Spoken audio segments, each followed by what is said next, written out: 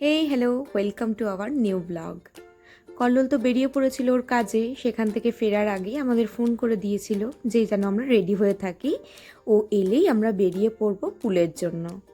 আর পুলে যাওয়ার কারণ একটাই, প্রচণ্ড গরম। আর আমরা বাড়ি থেকে প্ল্যানিং করেই এসেছিলাম যে আমরা বেশিরভাগ সময়টাই কাটাবো হোটেল রুমে আর এই পুল সাইডে। কারণ যা গরম সেখানে এর থেকে মজাদার আর কিছু হতেই পারে না। আরও একটা ভালো বিষয় এই হোটেলে, সেটা হলো পুলটা দুটো ভাগে ভাগ করা। একটা বাচ্চাদের জন্য, মানে ওয়ান্সের যে হাইট সেই হাইটের জন্য পারফেক্ট একটা পুল, আর একটা বড়দের জন্য। আর আমার জন্য ওই ওয়ান্সের পুলটাই বেস্ট লেগেছে, কারণ আমি তো সাঁতার জানি না।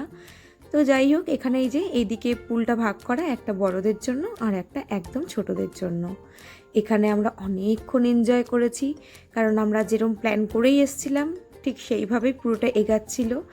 আর বংশের জলে অতটা ভয় নেই, কারণ ও যেহেতু সুইমিংয়ে যায়, তাই জন্য ওর এইটাতে অতটা অসুবিধা হয়নি। ও বেশ এনজয় করছিল। আর শুধু ওই নয়, সাথে আমরাও। গরমকালে এর থেকে আর মজাই হয়।